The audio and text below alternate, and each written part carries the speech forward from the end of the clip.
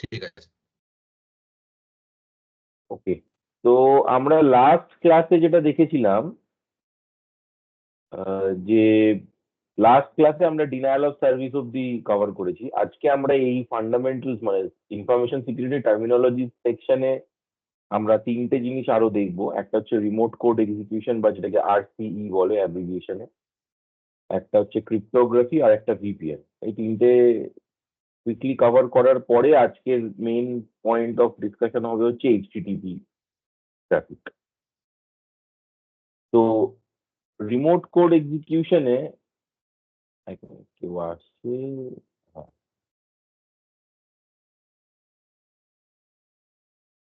তোমার কথা শোনা যাচ্ছে? হ্যাঁ রাহুল দা। ওকে, ঠিক আছে। তো আজকে আমরা কভার করব রিমোট কোড এক্সিকিউশন দিয়ে স্টার্ট করছি। তো রিমোট কোড এক্সিকিউশন বলছে যে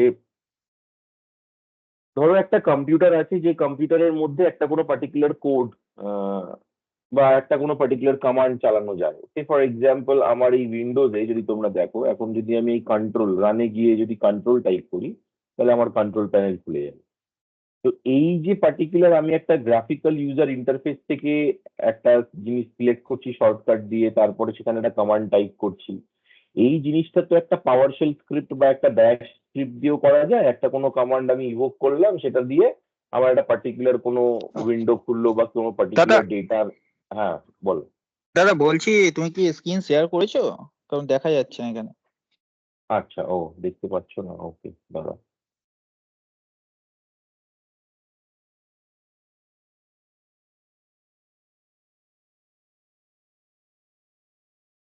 এবারে দেখা যাচ্ছে? হ্যাঁ দাদা। ওকে, এবার এসছে। ঠিক ঠিক আছে, okay। তো আজকে আমরা যেটা স্টার্ট করছি রিমোট কোড এক্সিকিউশন দিয়ে। রিমোট কোড এক্সিকিউশন বলছে যে আমাদের যদি একটা কোনো কম্পিউটার থাকে, যে কম্পিউটারে আমরা কোনো কমান্ড চালাতে চাই, তাহলে সেই কমান্ড তো আমি গ্রাফিক্যালি কোনো মানে মাউস দিয়ে চালাতে পারি, আবার সেটা একটা কোনো শেল স্ক্রিপ্ট বা একটা ব্যাশ স্ক্রিপ্ট দিয়েও আমি চালাতে পারি। এবারে ধরো আমার কম্পিউটারে আমি একটা লোকাল অ্যাডমিন প্রিভিলেজ দিয়ে একটা কোনো স্ক্রিপ্ট বা একটা কোনো কমান্ড আমি চালাতে চাই। সে ফর এক্সাম্পল আমি ধরো একটা টার্মিনালে গেলাম, এখানে আমার অ্যাট প্রেজেন্ট যদি আমি ডিআইআর কমান্ডটা চালাই, তাহলে এখানে আমাকে দেখাবে আমি কোন ডিরেক্টরিতে আছি, সি ড্রাইভ ইউজার্স রাহুল, তার মধ্যে আমার কি কি জিনিস আছে সেই জিনিসগুলো সমস্ত কিছু দেখাবে। কিন্তু সি ড্রাইভটা ধরো আমার যদি শুধু অ্যাডমিনকেই অ্যাক্সেস দেওয়া থাকে, তাহলে সি ড্রাইভে কি আছে সেটা তো অন্য কোনো লেসার প্রিভিলেজ আছে এমন কোনো ইউজারের পক্ষে সেটা দেখা সম্ভব নয়। এবারে আমি আমার এই কম্পিউটারে as an admin logged in আছি। এবারে কোনো একজন অ্যাটাকার সে যদি রিমোটলি আমার এই কম্পিউটারে একটা কোনো কমান্ড চালিয়ে আমার সে ফর এক্সাম্পল সি ড্রাইভে কি কি ডেটা আছে সেটা দেখতে চায়, তাহলে তাকে যে কোডটা চালাতে হবে সেটাকে বলে রিমোট কোড। আর রিমোট কোডটাকে এক্সিকিউট করা সেটাকে বলে রিমোট কোড এক্সিকিউশন। তাহলে রিমোট কোড এক্সিকিউশন এক ধরনের অ্যাটাক, যেখানে একটা ম্যালিশিয়াস ইউজার বা একজন অ্যাটাকার সে কোনো একটা সিস্টেমের ভালনারেবিলিটিকে এক্সপ্লয়েট করে একটা কোনো রিমোট কোড চালাবে, যেটা এই ভিকটিম মেশিনে বা রিমোট মেশিনে চলবে, এবং সেখান থেকে অ্যাটাকার তার যে টার্গেটেড ডেটা সেই ডেটাটাকে সে এক্সট্রাক্ট করতে পারবে, রিট্রিভ করতে পারবে, ভিউ করতে পারবে। তার মানে এটা ডায়াগ্রামটা কিরকম হবে? এটা ডায়াগ্রাম হবে সে ফর এক্সাম্পল এটা আমার একটা remote remote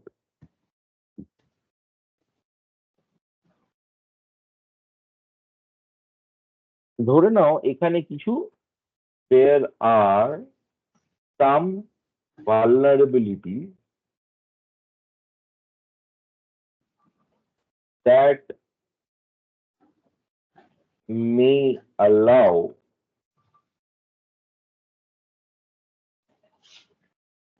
remote code execution.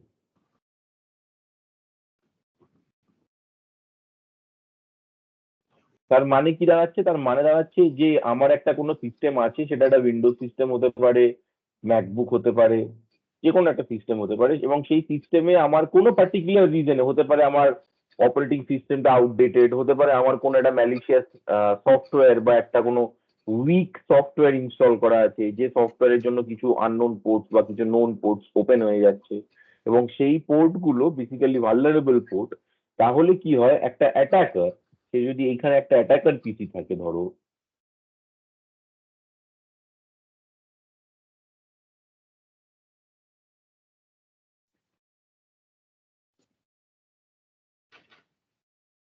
এই অ্যাটাকার পিসিটাকে, সে ফর এক্সাম্পল আমি এরকম কালার করলাম, হ্যাঁ, তাহলে অ্যাটাকার পিসি থেকে একটা অ্যাটাকার সে আমার এই সিস্টেমের কোনো ভালনারেবল পোর্টকে এক্সপ্লয়েট করতে পারে। তার মানে এখানে দাঁড়াবে কি,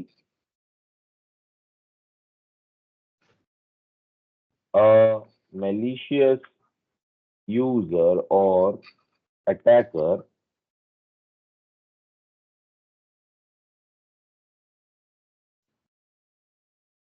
can exploit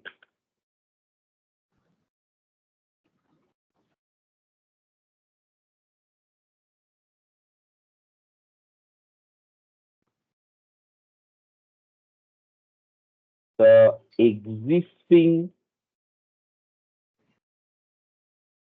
vulnerability of a remote PC and execute commands remotely.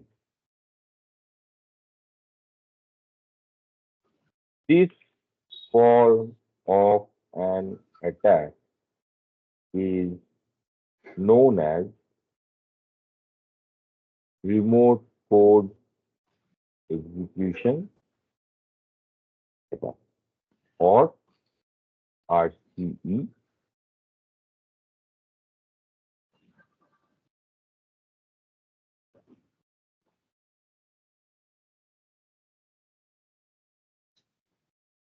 এই RCE attacks are executed over a network. So, an attacker may not be at the same geographic location as the victim.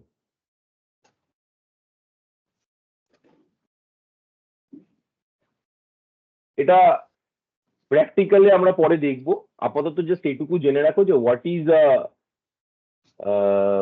Remote code execution attack, এবং এই execution অ্যাটাকের মধ্যে দিয়ে একটা attacker কি কি জিনিস এক্সট্রাক্ট করতে পারে। তো things that can be extracted, some of the things that can be extracted through RCE. Some data that can be retrieved by an RCE attack are user enumeration, মানে একটা সিস্টেমে কি কি মানে কতগুলো ইউজার আছে, types of users, data in restricted directory, service accounts,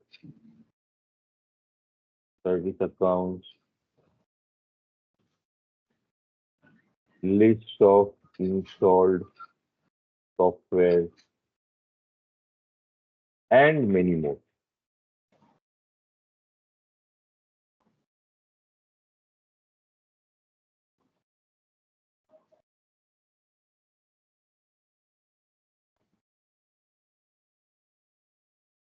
ঠিক আছে, এটা গেল রিমোট কোড এক্সিকিউশন অ্যাটাক। এই রিমোট কোড এক্সিকিউশনের একটা সাব টাইপ আছে, বা এক ধরনের আরেকটা বলতে পারো এক ধরনের একটা ব্রাদার আছে বলতে পারো, তো সেটাকে আমরা যদি বলি সেটাকে বলা হয় শেল কোড। শেল কোড কি বলছে? শেল কোড হচ্ছে it is a piece of custom code which provides the attacker a shell on the victim machine. মানে আমার যে রিমোট সিস্টেমটা ছিল এটার একটা শেল অ্যাক্সেস আমি পেয়ে যাবো। তাহলে এটাকে আমরা কিভাবে দেখাতে পারি? যে আমি যদি এক্স্যাক্ট এই ডায়াগ্রামটাকেই নিই,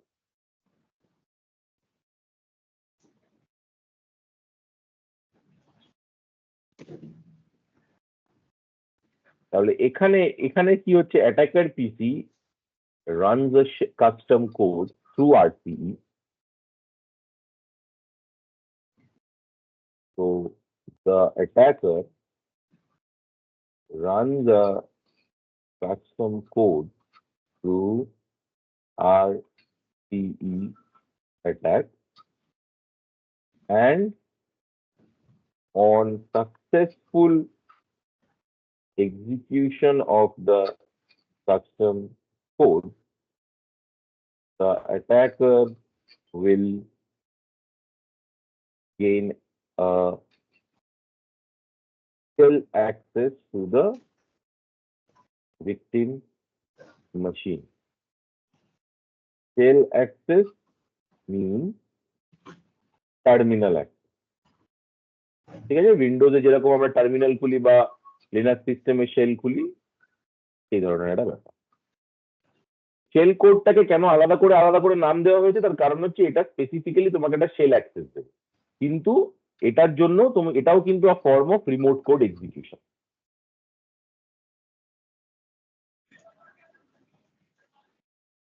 এই আরসি শেল কোড, এই দুটো যখন মোটামুটি আমাদের আন্ডারস্ট্যান্ডিংটা হলো what is RC, what is shell code, এরপরে আমাদের যেটা আজকের এই সেকশনের লাস্ট দুটো টপিক, সেটা হচ্ছে ক্রিপ্টোগ্রাফি আর একটা হচ্ছে ভিপিএন। বেশিক্ষণ লাগবে না, এটা তাড়াতাড়ি আমরা কভার করব। দেখো, আমরা জানি ফার্স্টে আমাদেরকে বুঝতে হবে what is the clear text traffic. What is the clear text traffic? Clear text traffic is a form of traffic that transmit data over a network without any form of encryption.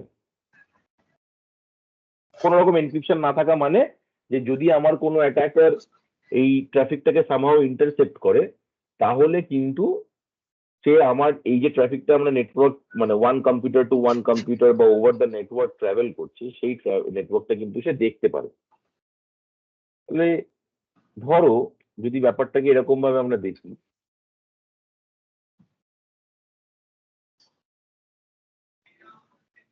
say this is a clear text traffic. Hello everyone, good evening.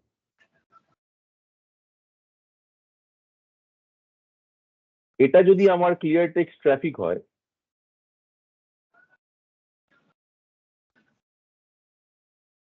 Clear text traffic, যেটা পাঠানো হয়,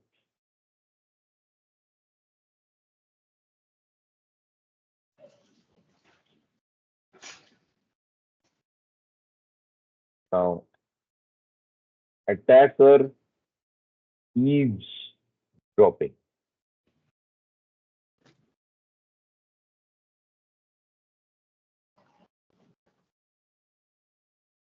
যদি একজন attacker ইভসড্রপিং মানে intercept করছে, তাহলে সে কিন্তু exactly এই সেম ট্রাফিকটা দেখতে পারবে।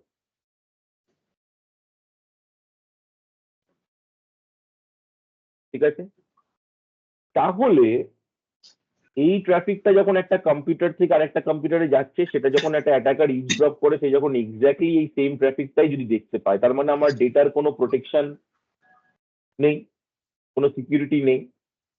এই জিনিসটাকে তাই জন্য সিকিউর করার জন্য আমরা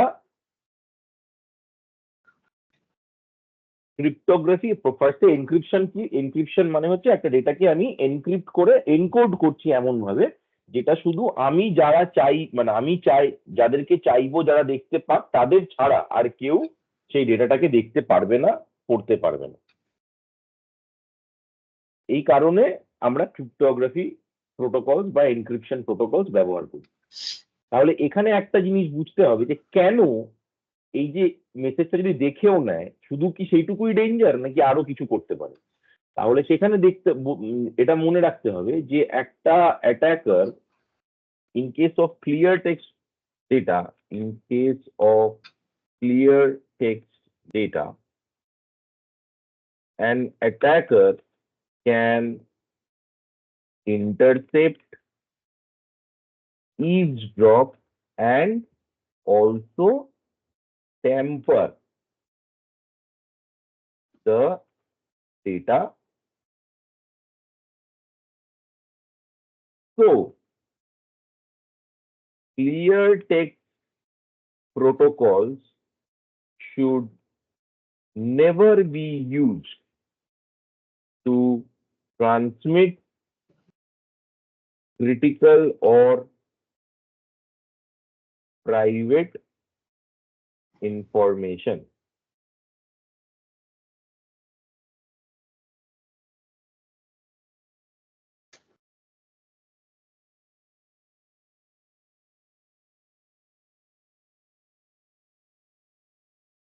ওকে, নাও এবারে যেটা আমাদের বুঝতে হবে যে তাহলে ক্রিপ্টোগ্রাফি আমাদেরকে কিভাবে এখানে সাহায্য করতে পারে। তো how can cryptography help us? Cryptographic protocols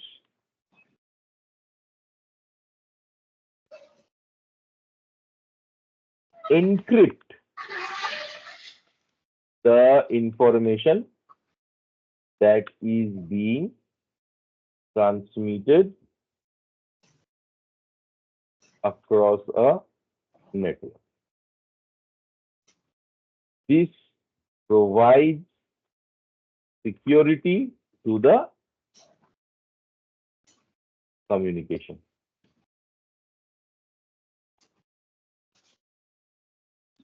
As it enforces controls to protect against interception, against eavesdropping and data tampering. তাহলে এবারে কোয়েশ্চেন আসতে পারে যে তাহলে ক্রিপ্টোগ্রাফি যদি থাকে, যদি এনক্রিপশন হয়, তাহলে কি ডেটাকে ইন্টারসেপ্ট করা যায় না? না, ইন্টারসেপ্ট করা যেতে পারে, কিন্তু ইন্টারসেপ্ট করলে ও তখন আর এই ট্রাফিকটা দেখতে পাবে না। তখন এই ট্রাফিকের জায়গায় কি দেখবে?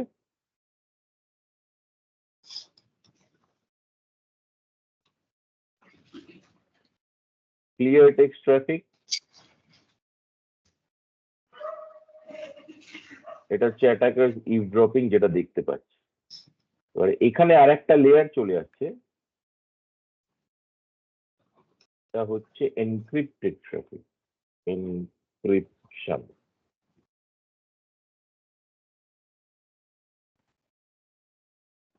এটা এবারে হয়ে কিরকম হবে? ধরো আমি যদি বলি যে সবকটা লেটার একটা করে শিফট হয়ে যাবে, আমার এনক্রিপশন স্ট্যান্ডার্ড এরকম বলতে পারে যে আমার এক্সাক্ট যা ডেটা থাকবে সেটা সবসময় +1 হয়ে যাবে। তাহলে এইচটা কি হবে? অ্যালফাবেটিক অর্ডারে আই, ইটা হয়ে যাবে এফ, এল হয়ে যাবে এম, এম, ওটা হয়ে যাবে পি। আবার সিমিলারলি এখানে কি হবে?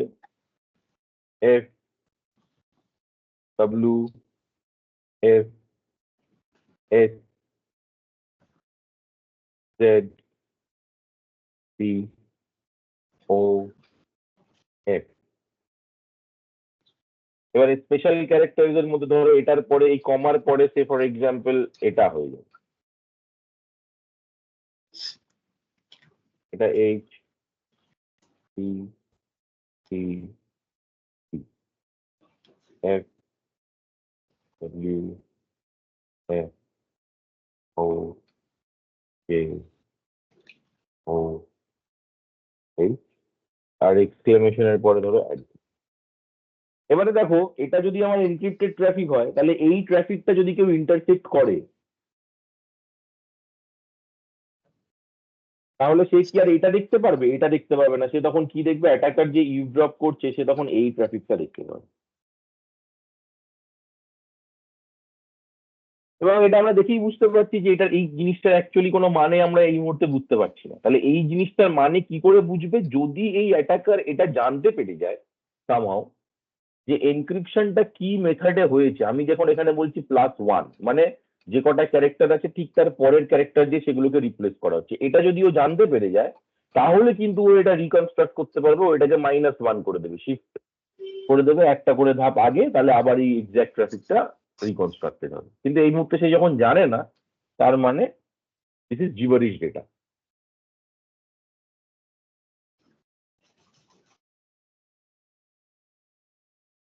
তো এই ধরনের কেসে ধরো তুমি এখন একটা ইউজার নেম একটা কাউকে একটা পাঠাচ্ছ, ধরো হোয়াটসঅ্যাপ এখন এনক্রিপশন স্ট্যান্ডার্ড এসে গেছে, হোয়াটসঅ্যাপে সমস্ত ট্রাফিক এনক্রিপ্টেড হয়।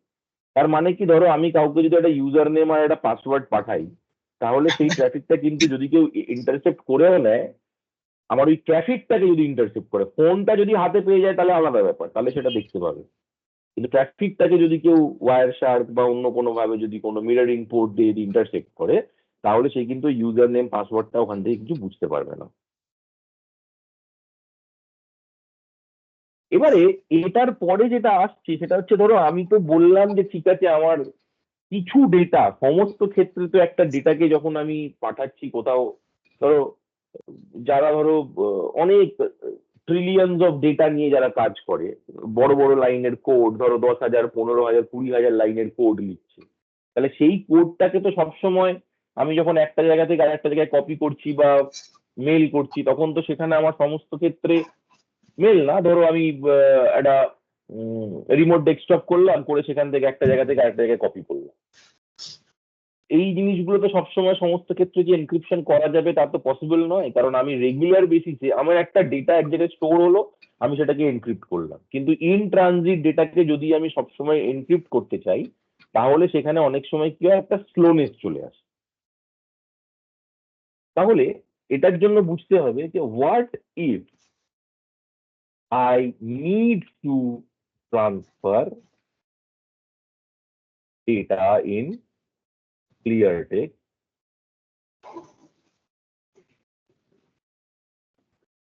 তাহলে সেক্ষেত্রে হবে হচ্ছে যে we can wrap the data, wrap the clear text data in a tunnel using a and the in a tunnel, and the tunnel will always use a cryptographic protocol.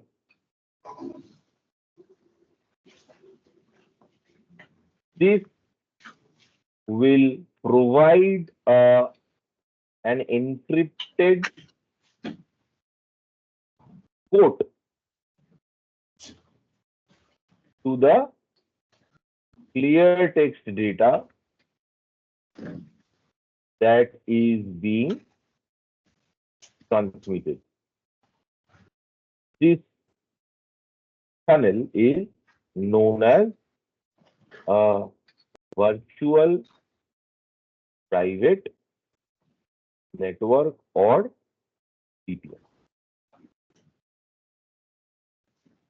তার মানে এখানে কি হচ্ছে, আমার যে ক্লিয়ার টেক্সট ডেটাটা ছিল সে এটা, আমি এটাই ট্রান্সফার করছি, কিন্তু এটার সাথে আমি যেটা করছি সেটা হচ্ছে আমি একটা টানেলের মধ্যে দিয়ে ডেটাটাকে পাঠাচ্ছি। তো টানেলটা ধরো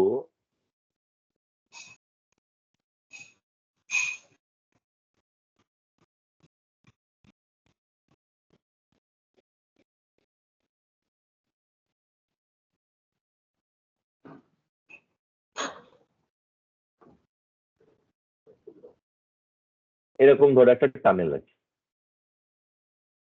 এই টানেলটার মধ্যে আমার ক্লিয়ার টেক্সট ডেটাটাই ট্রাভেল করছে। ভিপিএন টানেল,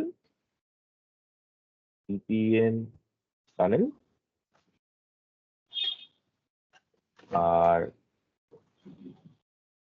এটা হচ্ছে ক্লিয়ার টেক্সট ডেটা।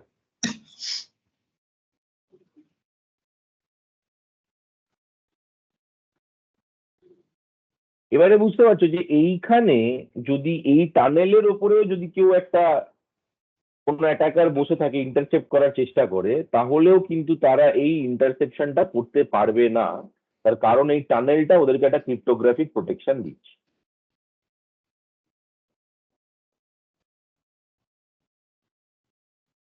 তো an attacker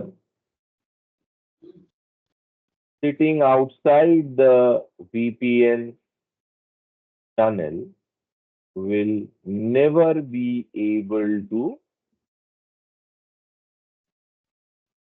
access the actual clear text data that is being transmitted.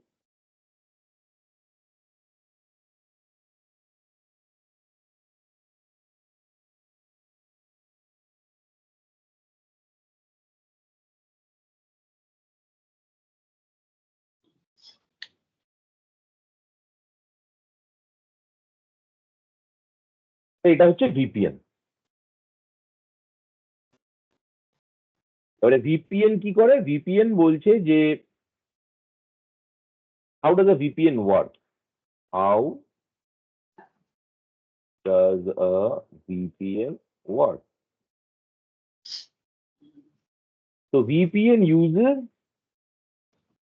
cryptography to extend a private network over a public one.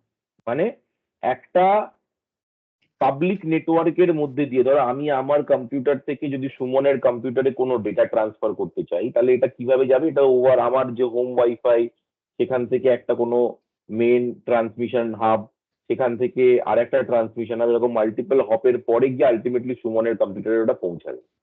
তাহলে এই ডেটাটা যখন ট্রান্সফার হচ্ছে, যে নেটওয়ার্কের উপর দিয়ে ট্রান্সফার হচ্ছে সেটা একটা পাবলিক নেটওয়ার্ক, কারণ ওই সেম নেটওয়ার্কের মধ্যে দিয়ে আরো অনেক লোক অনেক রকম ইনফরমেশন পাঠাচ্ছে। কেউ ফেসবুক করছে, কেউ ইউটিউব দেখছে, কেউ টুইটার করছে, কেউ খেলা দেখছে, সিনেমা দেখছে, what ever, public network.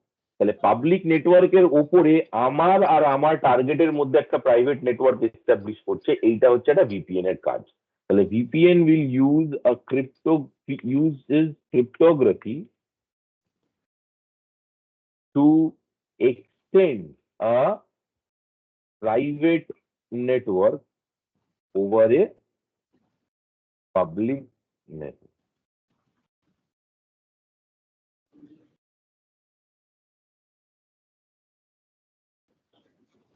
This extension provides the needed protection, যে প্রোটেকশনটা আমার দরকার, needed protection to our office or home network.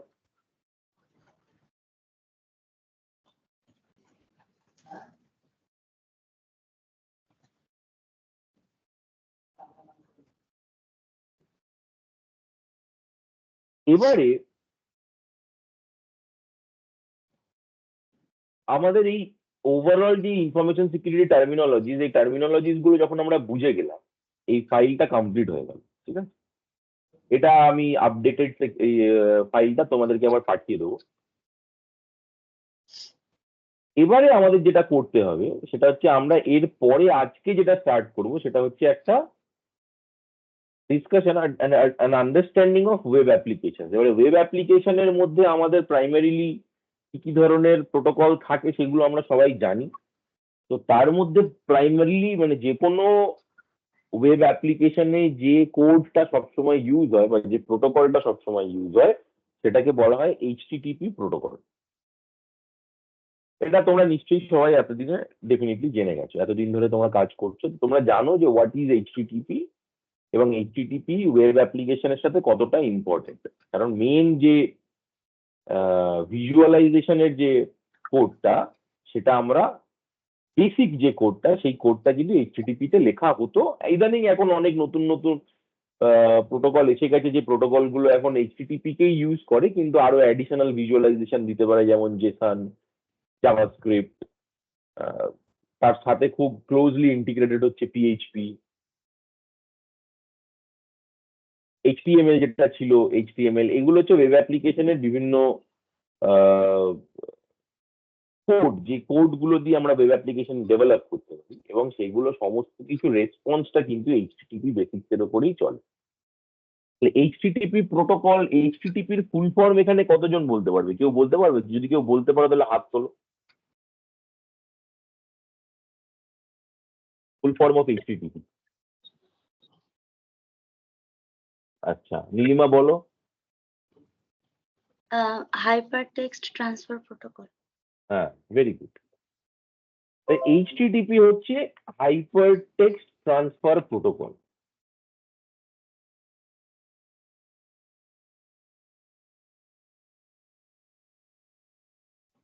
এই হাইপার টেক্সট ট্রান্সফার প্রোটোকল এটা হচ্ছে একটা application layer protocol. An application layer protocol, and it uses TCP protocol.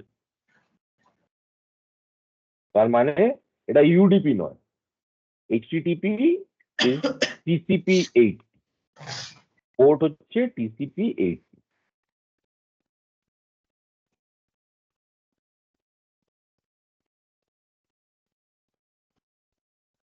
তা কাজটা কি এইচটিটিপি প্রোটোকলের?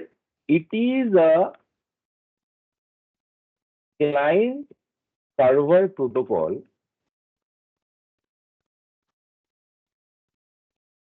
that is used to transfer web pages and web application data.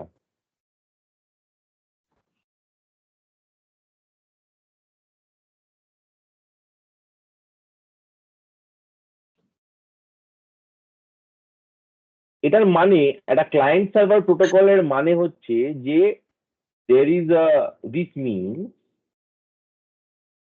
means in a HTTP traffic there is a request and a response.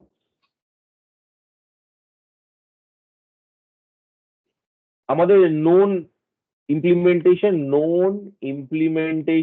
of HTTP protocol কোথায় কোথায় আমরা দেখতে পাই? Generally আমরা যেগুলো দেখতে পাই সেটা হচ্ছে, একটা হচ্ছে তোমার ধরো মাইক্রোসফট আইআইএস ইমপ্লিমেন্টেশনে হয়, একটা আছে এইচটিটিপি সার্ভারে হয়। এইগুলোতে আমরা এইচটিটিপি প্রোটোকল ইউজ করি। এবারে কি হয়, ট্রাফিকটা কিভাবে ফ্লো করে? ট্রাফিকটা হচ্ছে এই যে ধরো একটা ডায়াগ্রাম তোমরা দেখতে পাচ্ছ, এটা একটা ল্যাপটপ, এটা একটা কম্পিউটার, মানে একটা ওয়েব সার্ভার। এখান থেকে ফার্স্ট একটা রিকোয়েস্ট যাবে, যেহেতু এটা ক্লায়েন্ট সার্ভার প্রোটোকল, তাহলে একটা ল্যাপটপ ফার্স্টে ওয়েব সার্ভারকে একটা রিকোয়েস্ট পাঠাবে, ওয়েব সার্ভার সেখান থেকে একটা রেসপন্স পাঠাবে, এবং এই দুটো ক্ষেত্রেই টাইমটা খুব ইম্পর্টেন্ট। একটা time stamp is very important. কেন ইম্পর্টেন্ট? কারণ ধরো আজকে এই ওয়েব অ্যাপ্লিকেশনে একটা কোনো পার্টিকুলার জিনিস চলছে, এবারে আমার যদি অ্যাজ অ্যান অ্যাডমিন আমি যদি এই সিস্টেমটাকে আপডেট করি বা ভিজুয়ালাইজেশন চেঞ্জ করি, তাহলে আমাকে এই পাবলিশ করাটা টাইমটা খুব নোট করতে হবে। মানে ধরো আমি এখন যদি 10টার সময় কেউ একজন অ্যাক্সেস করে, সে দেখলো একটা ওয়েবসাইট একরকম দেখতে, তাহলে 12টার সময় যদি আমি ডেভেলপমেন্টটা করি, তাহলে 1টার সময় যখন কেউ অ্যাক্সেস করবে তখন তার ক্ষেত্রে কিন্তু রেসপন্সটা আলাদা হবে। তাহলে আমার এই সিস্টেমে কোন সময় ডেভেলপমেন্ট হচ্ছে, কোন টাইমে কি সার্ভিস প্রোভাইড করা হচ্ছে এই ওয়েব সার্ভারে, এইটা কিন্তু খুব ইম্পর্টেন্ট। তাই জন্য time stamp is very important. তাহলে এখানে কি হয়, এখানে হচ্ছে ফার্স্টে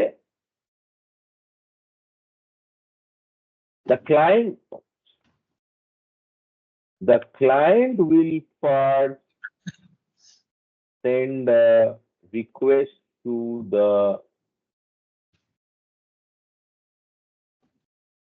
intended web server.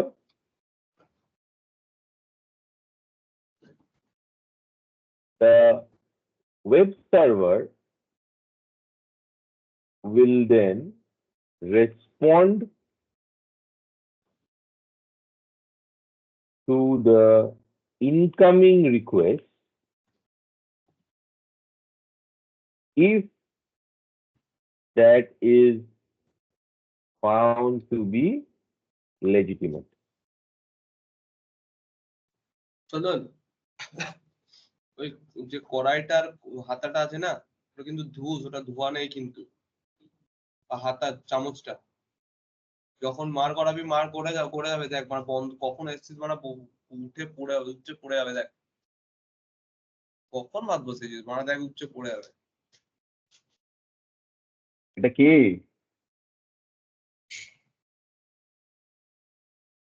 কে কথা বলছিল এটা?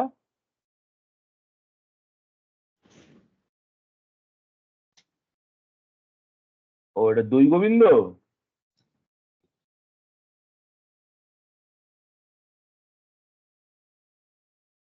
হ্যাঁ, একটু মিউট করে নাও, তোমার রান্না বান্না চলছে, মিউট করে নাও।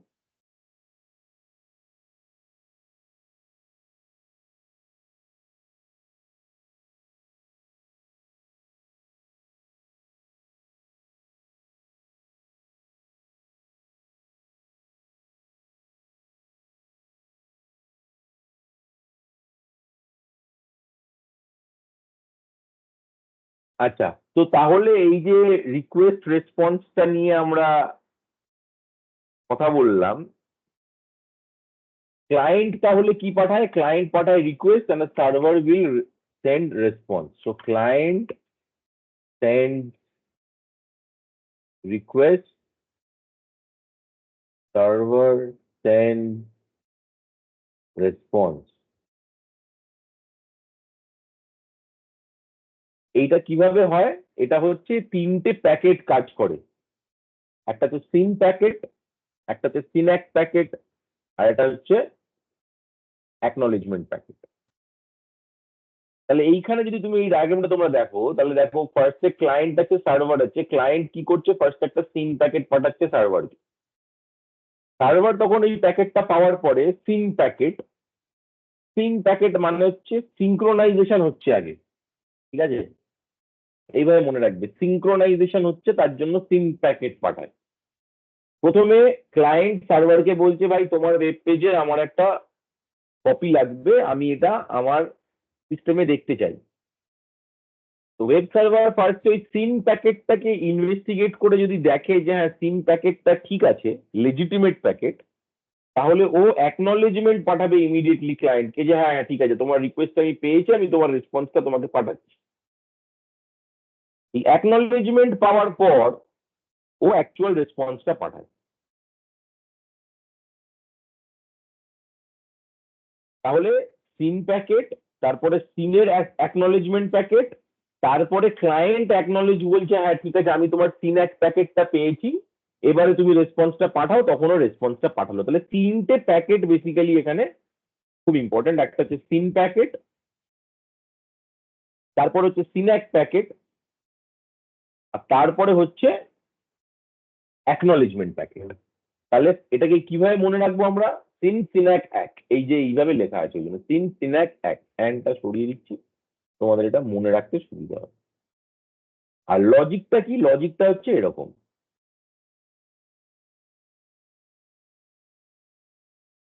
client will send a SYN packet to the server requesting for the required data. Server will first investigate the SYN packet, and if it is found to be legitimate, server will immediately send a SYNACT packet to the client. This means the server is telling the client it is now ready to transfer the data. তারপরে হচ্ছে client will receive the SYNACT packet from the server and then immediately send a final ACK packet confirming that the client is ready for reception of the data.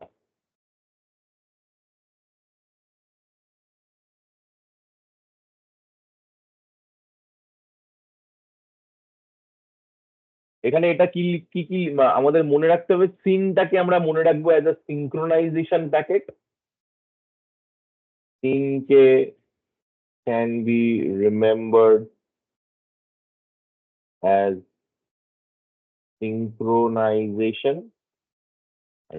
ACK can be remembered as acknowledgement.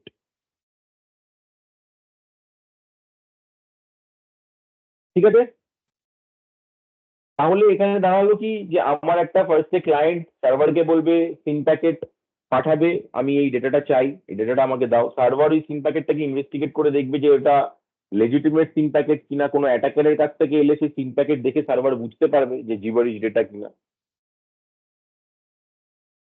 তাহলে server যদি দেখে যে একটা legitimate scene packet, তখনও কি করবে, তখনও immediately একটা অ্যাকনলেজমেন্ট পাঠাবে সিনাক। সিনাকের পরে ক্লায়েন্ট ইমিডিয়েটলি ওকে বলবে হ্যাঁ অ্যাকনলেজমেন্ট আমি পাঠালাম, মানে সিনাক বলছে সার্ভার সিনাকের মধ্যে দিয়ে সার্ভার বলছে যে আমি ডেটাটা ট্রান্সমিট করতে রেডি। সিনাক প্যাকেট দিয়ে সার্ভার ক্লায়েন্টকে বলে it is now ready to transmit the data. SYN ACK প্যাকেটটা পাওয়ার পরে ক্লায়েন্ট একটা ফাইনাল অ্যাকনলেজমেন্ট প্যাকেট পাঠায় to tell the server that it is now ready to receive the data. এটার পরে এই অ্যাকনলেজমেন্টটা পাওয়ার পরে সার্ভার ওকে HTML রেসপন্সটা দেয়, মানে ওয়েব পেজের রেসপন্সটা দেয়, এবং তারপরে কানেকশনটা ক্লোজ হয়ে যায়। তাহলে after this the server sends the response to the original request.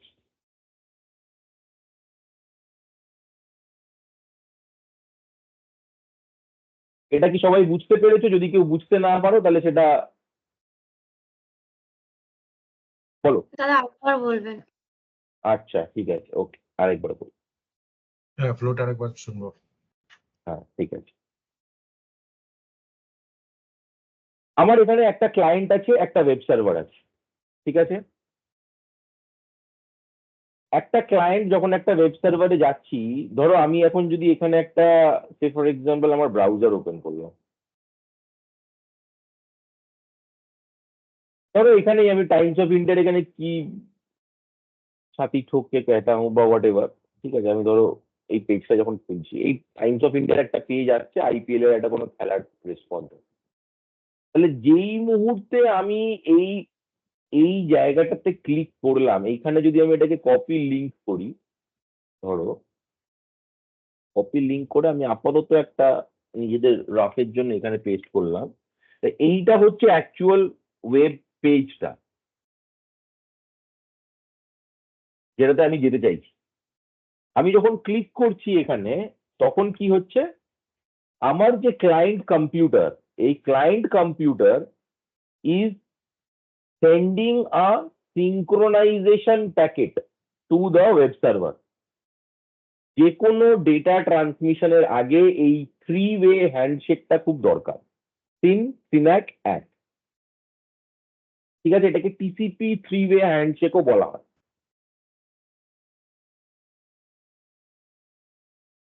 TCP 3-way handshake. তাহলে ফার্স্ট হ্যান্ডশেক করার জন্য প্রথম প্যাকেটটা কে পাঠাবে? ক্লায়েন্ট পাঠাবে। কাকে পাঠাবে? সার্ভারকে পাঠাবে। কি প্যাকেট পাঠাবে? সিন প্যাকেট পাঠাবে। সিন প্যাকেট মানে হচ্ছে সিঙ্ক্রোনাইজেশন প্যাকেট। সিঙ্ক্রোনাইজেশন প্যাকেটটা যখন সার্ভার পাচ্ছে, সেই সার্ভার সিঙ্ক্রোনাইজেশন প্যাকেটের রেসপন্সে কি পাঠাচ্ছে? সিন এক প্যাকেট। সিন এক প্যাকেট মানে সার্ভার বলছে তোমার ইনকামিং যে সিঙ্ক্রোনাইজেশন প্যাকেটটা আমি পেয়েছি, তুমি যেটা আমাকে পাঠিয়েছো, সেই প্যাকেটটা আমি দেখেছি এবং সেই প্যাকেটটা আমি লেজিটিমেট মনে করছি। তার মানে আমি এখন ready to transmit the data. Are you ready? এই কথাটা ও সিন্যাক প্যাকেটের মাধ্যমে ক্লায়েন্টকে পাঠাচ্ছে। ক্লায়েন্ট যখন এই সিন্যাক প্যাকেটটা সার্ভারের কাছ থেকে পাচ্ছে, তখন সে কি দেখছে যে আচ্ছা, server is now ready to transmit the data. তাহলে আমাকে ইমিডিয়েটলি সার্ভারকে বলতে হবে আমিও ready to receive the data, যাতে সার্ভার ডেটাটা আমাকে পাঠাতে পারে। তখনও ইমিডিয়েটলি কি করছে? একটা অ্যাকনলেজমেন্ট প্যাকেট পাঠাচ্ছে। এই অ্যাকনলেজমেন্ট প্যাকেটটা যখন সার্ভার পাচ্ছে, তখন সার্ভারের কাছে এই সিগন্যালটা আসছে যে আমার মেসেজটা ক্লায়েন্ট পেয়েছে এবং ক্লায়েন্ট আমাকে বলছে যে they are now ready to receive the data.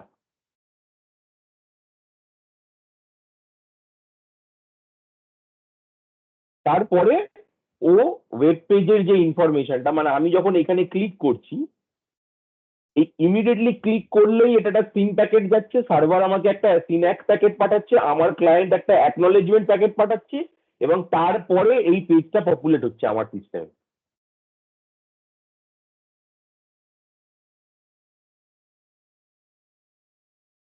বোঝা গেছে? এটা সবাই কি বুঝতে পেরেছো?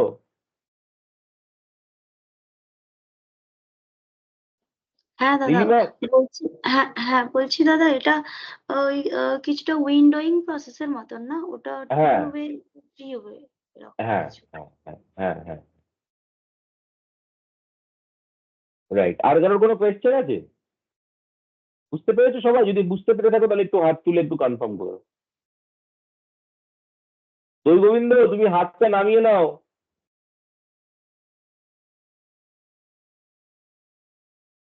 হ্যাঁ, এবারে যেটা বললাম সেটা যদি সবাই বুঝে থাকো তাহলে হাত তোলো, যদি বুঝতে না পারো তাহলে আনমিউট করে জিজ্ঞেস করো।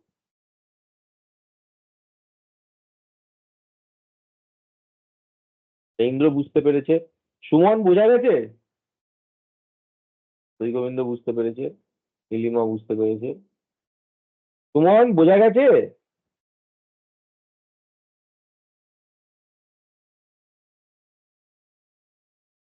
আচ্ছা ঠিক আছে, সুমন পরে যদি রেকর্ডিংটা শুনে নেয় বুঝে যাবে।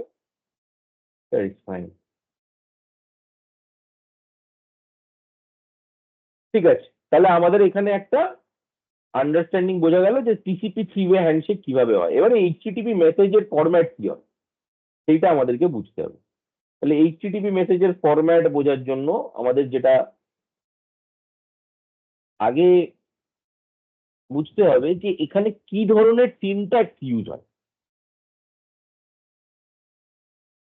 প্রথমে হচ্ছে যে কোনো এইচটিটিপি প্যাকেটে, HTTP packet has 2 sections. One, header. Number 2, message. তাহলে হেডারের সেকশনটা কিভাবে স্টার্ট হয়? হেডার হচ্ছে এইভাবে লেখা থাকে, হেডার /r/n। এই /r/n-টা খুব ইম্পর্টেন্ট। এইটা হচ্ছে বলে যে দিস ইজ এই /r/n marks the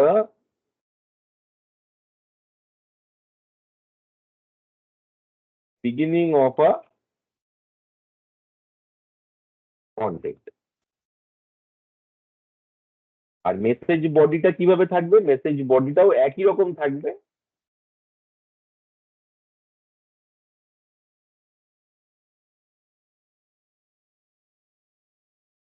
এই একই রকম ভাবে /r/n। এটা আমি তোমাদেরকে স্যাম্পল প্যাকেটটা দেখালে বুঝে যাবে। শুধু একটা জিনিস মনে রাখতে হবে যে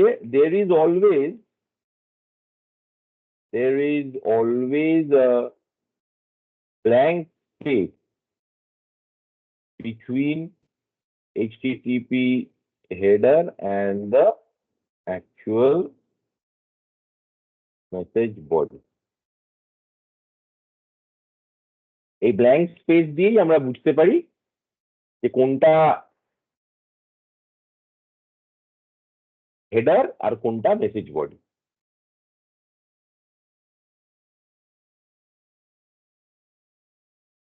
এই /r আর /n মানে কি? /r মানে হচ্ছে, এটাকে মনে রাখবে, ক্যারেজ রিটার্ন। আর /n মানে হচ্ছে নিউ লাইন। এই দুটো পাশাপাশি থাকা মানে /r/n marks the beginning, actually marks the end of the previous section and the beginning of the next section। মানে এটাকে it can be considered as a message delimiter।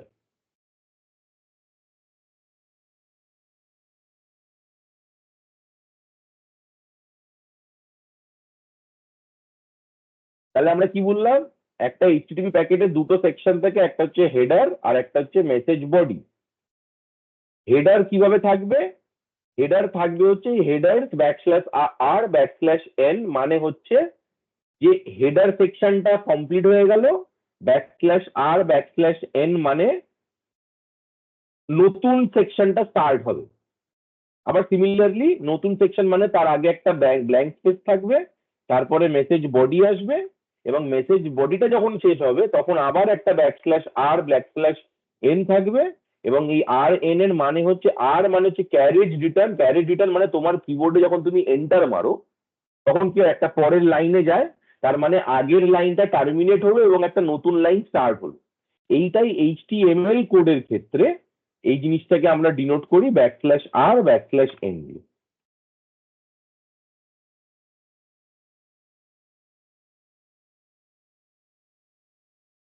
এবার ধরো আমাদের একটা স্যাম্পল HTML রিকোয়েস্ট দেখা যাক।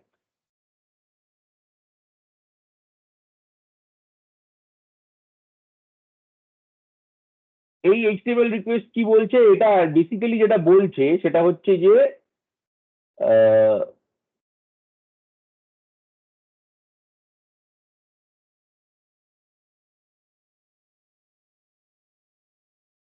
এখানে একটা রিকোয়েস্ট পাঠানো হচ্ছে এবং সেই রিকোয়েস্টে অনেক কিছু ইনফরমেশন দেওয়া আছে। এখানে এই রিকোয়েস্টের ইনফরমেশনের কি মানে, কোনটার কি মানে, সেইগুলো আমরা এবারে আস্তে আস্তে কভার করব। আমরা প্রথমে আগে এই জায়গাটা দেখো, যে জিনিসগুলো প্রাইমারিলি ইম্পর্টেন্ট সেটা হচ্ছে আমার এখানে একটা অ্যাকশন আছে। অ্যাকশন মানে যেটা লাল রং দিয়ে দেখানো, সেটা হচ্ছে গেট। তারপরে এইচটিটিপি আছে, তারপরে host, user agent, accept language, accept encoding, connection, এরকম অনেক কিছু আছে। এগুলোর কোনটার কি মানে সেগুলো আমরা একটু একটু করে ডিসকভার বুঝবো। এবার দেখো এই কানেকশনের পরে দেখো অনেকটা ব্ল্যাঙ্ক স্পেস আছে। তার মানে এই ব্ল্যাঙ্ক স্পেসের আগে যতটা আছে এইটা হচ্ছে আমার অ্যাকচুয়ালি হেডার, এবং এই ব্ল্যাঙ্ক স্পেসের পর থেকে যেটা শুরু হয়েছে সেটা হচ্ছে আমার message.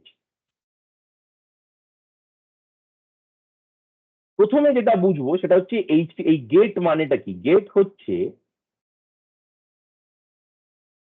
This is an HTTP verb.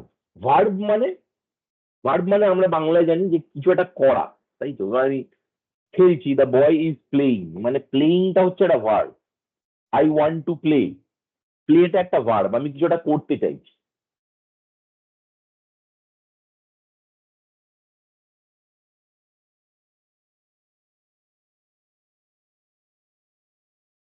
এখানে এই রিকোয়েস্টটা কি করতে চাইছে, ও গেট মানে ও কিছু একটা পেতে চাইছে। আমি যে রিকোয়েস্টটা পাঠাচ্ছি সেটা কিছু একটা পেতে চাইছে। এই ধরনের অনেকগুলো ভার্ব আমরা পরবর্তীকালে দেখবো। যে কোনো ওয়েব এইচটিটিপি রিকোয়েস্টে আমরা দেখবো নানা রকম ভার্ব পাওয়া যায়। এখানে গেট মানে হচ্ছে আমি পেতে চাইছি একটা কোনো ইনফরমেশন। এরকম আরো অনেক আছে, যেমন ধরো আমি যদি এখানে আপাতত কয়েকটা নোট করে দিই। Some popular verbs: put, post,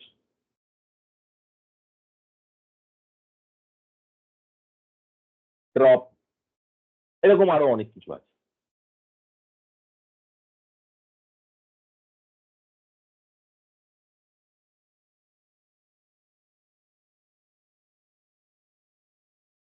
তাহলে প্রথমে যেটা বুঝতে হবে যে আমার এটা মনে রাখার খুব দরকার। এটা মন দিয়ে শোনো, যদি বুঝতে না পারো তাহলে হাত তুলে জানাবে, তাহলে আমি আবার এক্সপ্লেন করবো। ফার্স্ট হচ্ছে এইচটিটিপি মেসেজের ফরম্যাট। একটা হেডার সেকশন থাকে, একটা মেসেজ বডি থাকে, এবং এই হেডার আর মেসেজ বডির মধ্যে একটা ব্ল্যাঙ্ক স্পেস থাকে। এই ব্ল্যাঙ্ক স্পেসটা দিয়ে আমরা বুঝি কোথায় হেডার শেষ হচ্ছে এবং কোথা থেকে মেসেজটা স্টার্ট হচ্ছে। হেডার শেষ হবে একটা \r\n কোড দিয়ে, এবং সেটা আমরা সবসময় যে ভিজিবিলি দেখতে পারবো সেটা নয়। এটা আমরা যখন আমরা এই যে ডায়াগ্রামটা দেখছো, এটা বেসিক্যালি একটা অ্যাপ্লিকেশন আছে, যে অ্যাপ্লিকেশনটাকে বলে বার্ব স্যুট। আমরা বার্ব স্যুট দেখবো আজকে একটু বেসিকটা। এই বার্ব স্যুটের মধ্যে দিয়ে এই জিনিসটাকে নেওয়া হয়। ইন্টারসেপ্ট, একটা কোনো এইচটিটিপি ট্রাফিককে ইন্টারসেপ্ট করে তাকে অ্যানালাইজ, ইনভেস্টিগেট করা বার্ব স্যুটের মধ্যে দিয়ে হয়।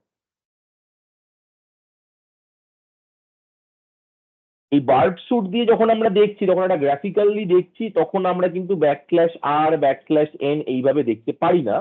আমরা এটা র ফরম্যাটে যদি যাই, তখন সেখানে আমরা \r\n দেখতে পাই। কেন?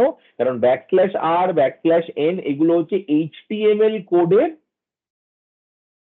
প্রপার্টি বা ক্যারেক্টার। HTML কোড কি? HTML এর ফুল ফর্ম এখানে কতজন বলতে পারবে? কেউ বলতে পারবে?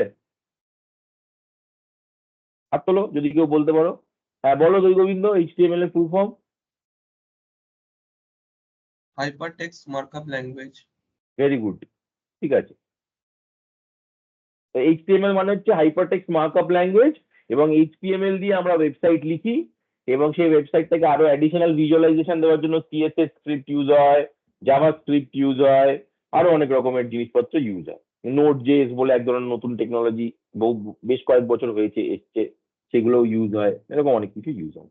তো HTML এর ক্যারেক্টার বা সিনট্যাক্স হচ্ছে \r\n, মানে হচ্ছে আগের সেকশনটা এন্ড হলো, নতুন সেকশন শুরু হবে। কিন্তু সেটা আমরা এখানে দেখতে পাই না। কেন দেখতে পাই না? কারণ এটা গ্রাফিক্যালি দেখছি আমরা। আমরা যদি র কোডটা দেখি তাহলে সেখানে আমরা দেখবো যে HTTP 1.1 এরপরে নতুন লাইন শুরু হওয়ার আগে এখানে একটা \r\n ছিল। এটার পরে এই হোস্ট মানে আমি যে পেজটায় যেতে চাইছি সেই পেজটার ইনফরমেশন। আমি ধরো www.ethicalsecurities.com এ যেতে চাইছি। এই ক্ষেত্রে আমরা যখন এর আগে যখন এখানে গেছিলাম এই পেজটায়, আমরা যখন এটাতে ক্লিক করছি তখন ও কোথায় নিয়ে যাচ্ছে, তখন ওর ক্ষেত্রে এটা হবে হচ্ছে msn.com, কারণ ওই msn.com এ হোস্টেড একটা কোনো পেজে আমরা যেতে চাইছি, কারণ সেখানে হোস্ট দেখাবে msn.com।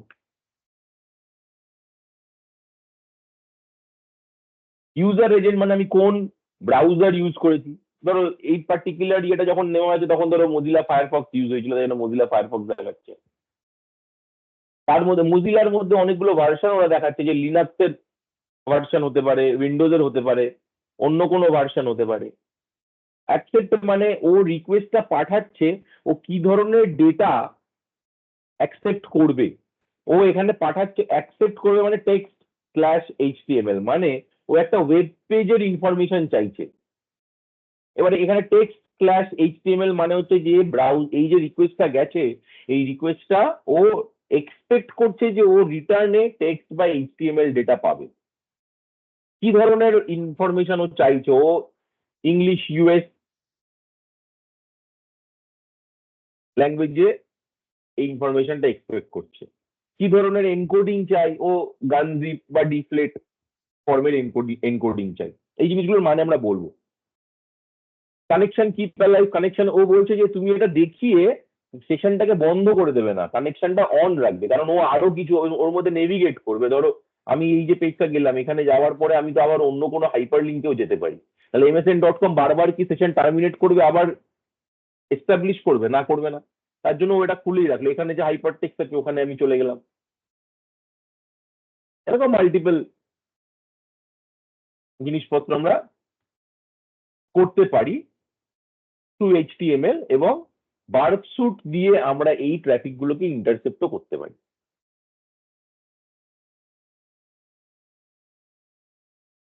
এই যে ভার্বটা আমরা দেখলাম, আচ্ছা এখানে আরো কয়েকটা অ্যাড করে দিই, ড্রপটা থাক এখন, ট্রেস হেড, এই কিছু পপুলার ভার্ব তোমাদের এখানে থাকলে, এগুলোর কোনটার কি মানে এগুলো আমি সব পরে বলবো, চিন্তা করার কিছু নেই। তাহলে গেট ভার্ব, গেট ভার্ব কি বলছে, it is use when a client is opening a web resource। আমি যখন একটা ওয়েব পেজ খুলছি তখন ফার্স্ট ভার্ব হচ্ছে যেটা যায় সেটা হচ্ছে গেট ভার্ব। ইফ, এটা মনে রাখতে হবে, if we open a browser and type, এই ধরো আমি আমার ওয়েবসাইটটাই যদি দিই www.ethicalsecurities.com, in the address bar, the browser will send this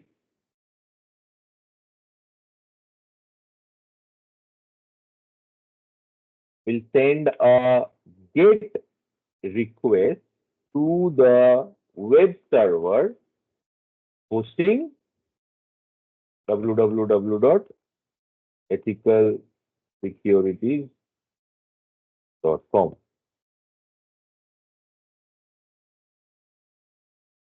এবং সেই ট্রাফিকটা কিন্তু এই মানে এটা যখন এই রিকোয়েস্টটা কিন্তু ঠিক এরকমই দেখতে হবে, এক্স্যাক্টলি সেম রিকোয়েস্ট।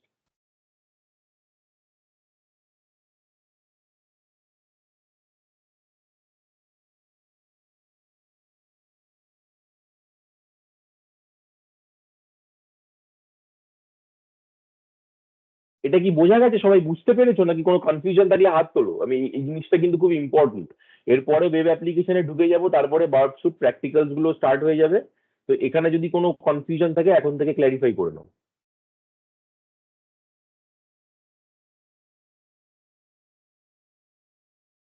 আচ্ছা দই গোবিন্দ বুঝতে পেরেছো, বাকিটা বুঝতে পেরেছো, ইন্দ্র, সুমন, নীলিমা? না দাদা, আমি একটা কোশ্চেন জিজ্ঞাসা করছিলাম। হ্যাঁ করো করো।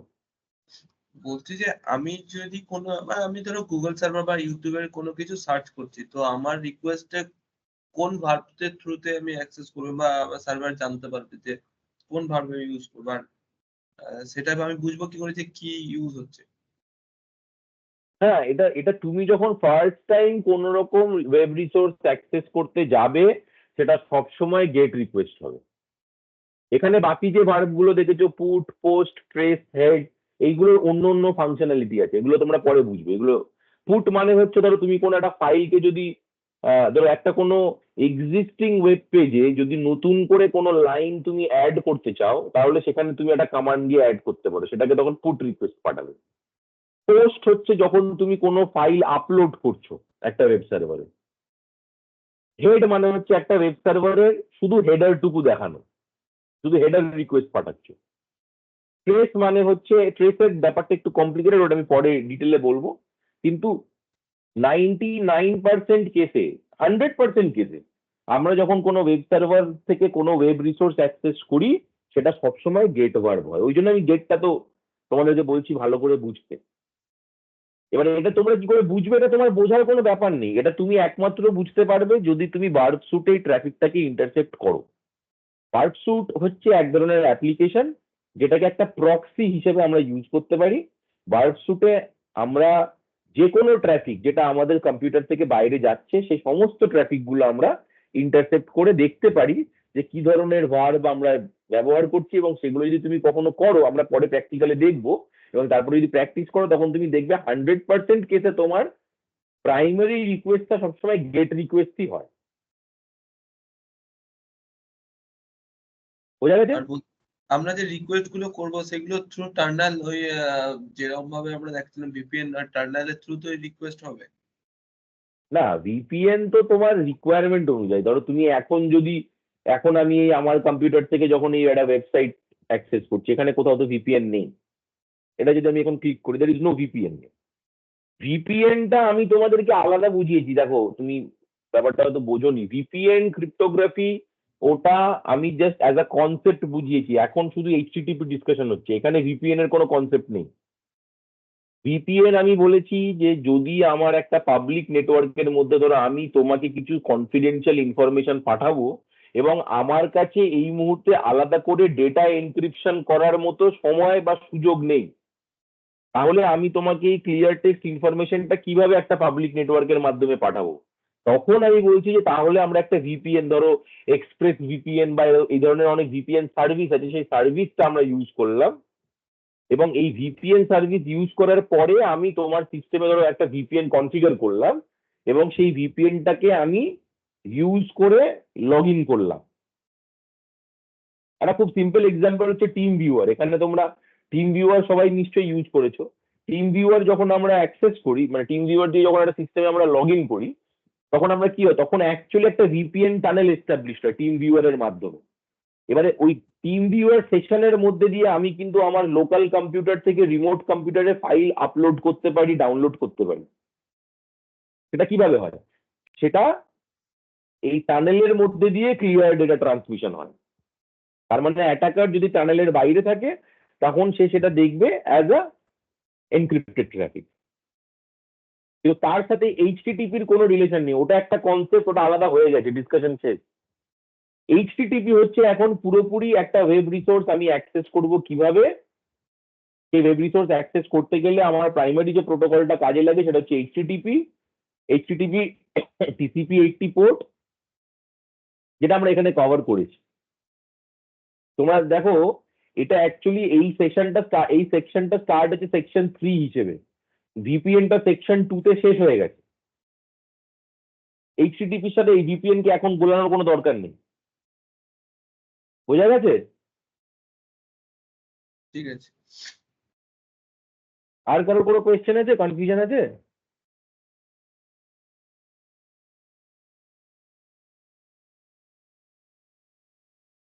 নীলিমা, কোনো কনফিউশন আছে? না দাদা। ওকে, ইন্দ্র, বোঝা গেছে তো? এইচটিটিপি ভার্ব হ্যাঁ, ঠিক বোঝা আছে। গেছে? হ্যাঁ, ওকে, হ্যাঁ, বোঝা গেছে আমার। ঠিক আছে, ওকে ওকে। তাহলে এইচটিটিপি ভার্ব আমরা বুঝে গেলাম, আমরা গেট ভার্ব দিয়ে এটা বুঝলাম যে আমাদের প্রাইমারি সমস্ত এইচটিটিপি রিকোয়েস্ট গেট ভার্ব দিয়েই স্টার্ট। এরপরে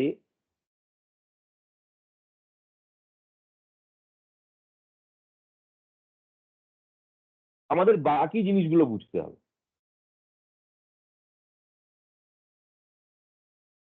এরপরে কি আছে? এরপরে আছে হচ্ছে যে ভার্বের পরে আমরা দেখছি একটা ব্যাকস্ল্যাশ ফরওয়ার্ড স্ল্যাশ আছে, তারপরে এইচটিটিপি আবার ফরওয়ার্ড স্ল্যাশ 1.1। এটার মানে কি? এটার মানে হচ্ছে, নতুন স্লাইড,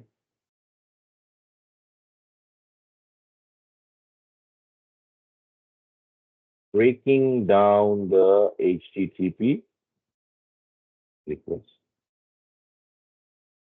আমরা get জানি, this is the verb, get is the verb। তারপরে আমরা কি দেখছি? তারপরে আমরা দেখছি there is a forward slash, তারপরে আমরা কি দেখছি? there is HTTP forward slash 1.1, তাই তো? এখানে এটাই দেখছি। তাহলে গেট হয়ে গেল, তারপরে যে ফরওয়ার্ড স্ল্যাশটা, এই ফরওয়ার্ড স্ল্যাশটার মানে কি? এই ফরওয়ার্ড স্ল্যাশটার মানে হচ্ছে this denotes the path from where the data is being retrieved। Linux যারা এখানে ব্যবহার করেছো তারা জানে যে এইটার মানে হচ্ছে root. A single forward slash means root directory or primary directory। তারপরে দেখাচ্ছে HTTP 1.1। এটা কি বলছে? এটা বলছে the protocol version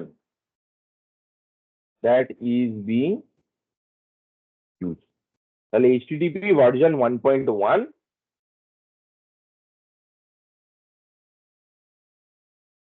is the HTTP protocol version। R the path tells the server which resource the client browser is asking for।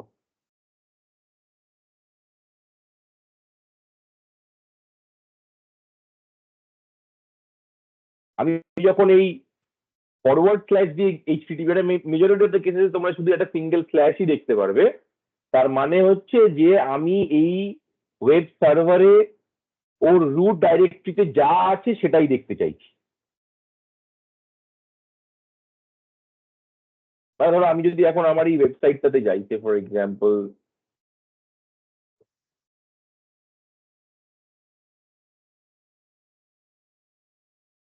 ধরো এখানে আমি একটা ওয়েবসাইট লিখলাম www.ethicalsecurities,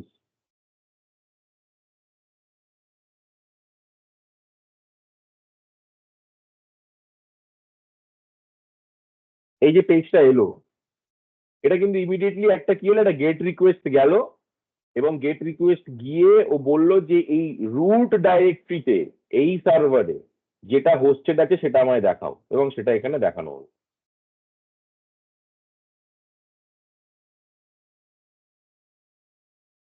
প্রোটোকল ভার্সন HTTP 1.1, এটা বলবে দ্য প্রোটোকল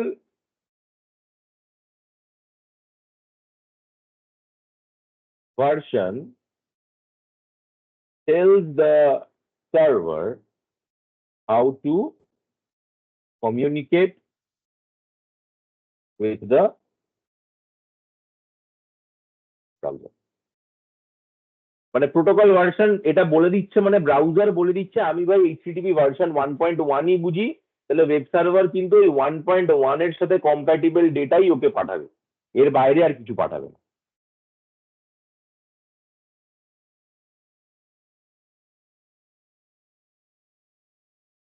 তারপরে কি আসছে? তারপরে আসছে, আমরা যদি এটাতে ফিরে যাই, তারপরে আসছে হচ্ছে হোস্ট। তাহলে হোস্ট কি বলছে? হোস্ট বলছে, হোস্টের কি importance?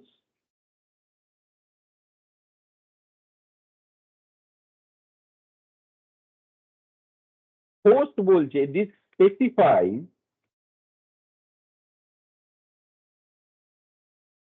the internet host name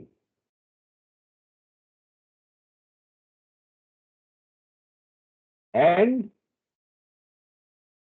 port number of the requested resource.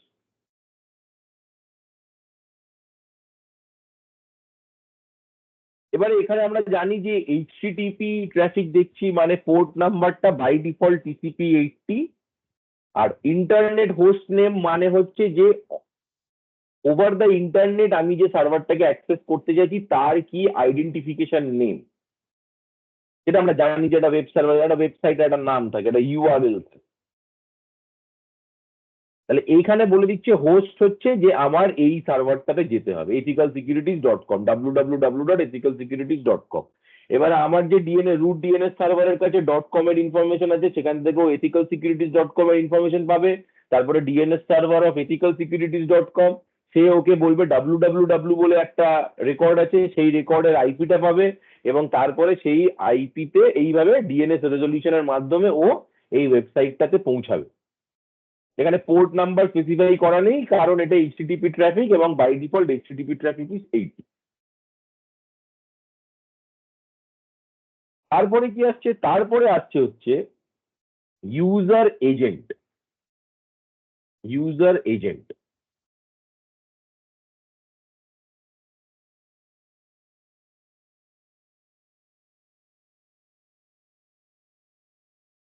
User agent কি বলছে? User agent tells the server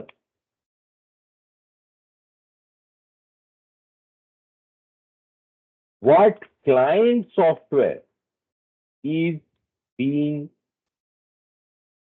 used while requesting the resource। এই রিসোর্সটাকে রিকোয়েস্ট করার জন্য কি ধরনের ক্লায়েন্ট সার্ভার থেকে রিকোয়েস্টটা এসছে, যেটা আমরা এখানে দেখতে পাচ্ছি বলে দিচ্ছে মজিলা ফায়ারফক্স।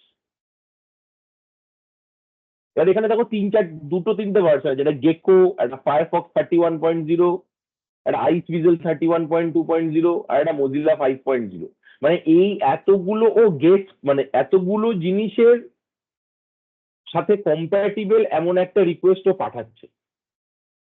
মানে আমার যে রিকোয়েস্টটা যাচ্ছে সেই রিকোয়েস্টটাতে আমার ব্রাউজার, যে ব্রাউজার দিয়ে আমি রিকোয়েস্টটা পাঠাচ্ছি, সেই ব্রাউজারটা তো compatible with many other form of information. Mozilla যে ধরনের ইনফরমেশন অ্যাক্সেস করতে পারে, গুগল ক্রোমও সেই ধরনের ইনফরমেশন অ্যাক্সেস করতে পারে, এজও সেই ইনফরমেশন অ্যাক্সেস করতে পারে। তাই জন্য ও নিজের কম্প্যাটিবল যে ফ্যামিলি, সেই ফ্যামিলির পুরো ইনফরমেশনটাও দিচ্ছে। মানে এটা মজিলা 5.0, মানে এটা উইন্ডোজ হোস্টেড মজিলা ফায়ারফক্স হতে পারে, এটা লিনাক্স হোস্টেড মজিলা ফায়ারফক্স হতে পারে, এটা ম্যাকবুক হোস্টেড ফায়ারফক্স হতে পারে, এটা কালি লিনাক্স হোস্টেড ফায়ারফক্স হতে পারে, ফেডোরা হোস্টেড ফায়ারফক্স হতে পারে। যতগুলো ওর কম্প্যাটিবল ফ্যামিলির মধ্যে যারা যারা আছে তাদের ইনফরমেশনটা ইউজার এজেন্টে থাকে। তাহলে সার্ভারটা জানে যে ঠিক আছে, আমার কোনো এক এই এতগুলো ব্রাউজারের সাথে কম্প্যাটিবল ফরম্যাট আমি পাঠালে ক্লায়েন্ট দেখতে পাবে। এবারে ধরো যদি ক্লায়েন্টের কাছে একটা থাকে, সে ফর এক্সাম্পল সাফারি, একটা ব্রাউজার, সে যখন পাঠাবে এখানে সাফারি দেখাবে, সার্ভারের কাছে যদি সেই সাফারির কোনো কম্প্যাটিবল ফরম্যাট না থাকে, তাহলে কিন্তু ওয়েব পেজটা প্রপারলি পপুলেটেড হবে না। যেটা আমরা অনেক ক্ষেত্রে দেখি বিভিন্ন জায়গায় তোমাদেরকে বলা হয় যে আচ্ছা এই ওয়েবসাইটটা অ্যাক্সেস করার জন্য কম্প্যাটিবল ব্রাউজার হচ্ছে ফায়ারফক্স, ক্রোম, আর অন্য কোনো ইন্টারনেট এক্সপ্লোরার, এজ, এগুলো চলবে না। কেন? তার মানে হচ্ছে ওখানে কিছু কন্টেন্ট আছে যেগুলো এর সাথে কম্প্যাটিবল নয়। ঠিক আছে?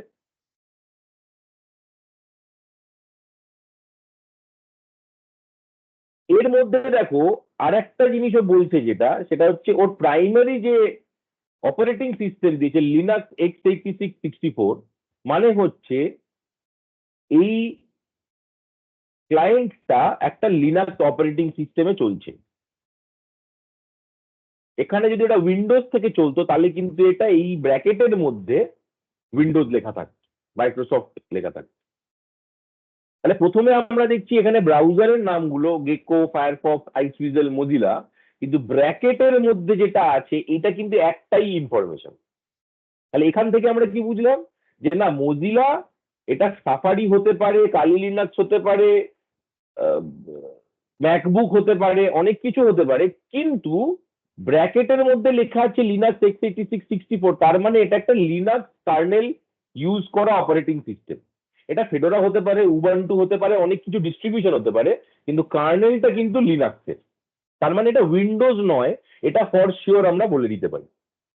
যে ক্লায়েন্ট থেকে রিকোয়েস্টটা আসছে সেই ক্লায়েন্টটা উইন্ডোজ বেসড ক্লায়েন্ট নয়, এটা আমরা কনফিডেন্টলি বলে দিতে পারি।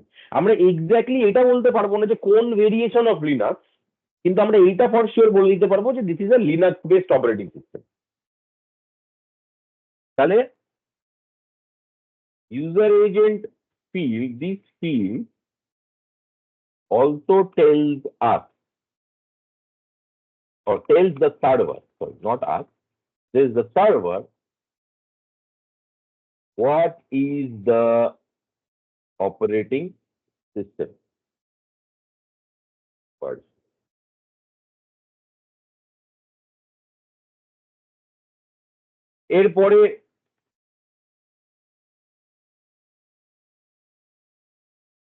এরপরে আসবো আমরা অ্যাকসেপ্ট।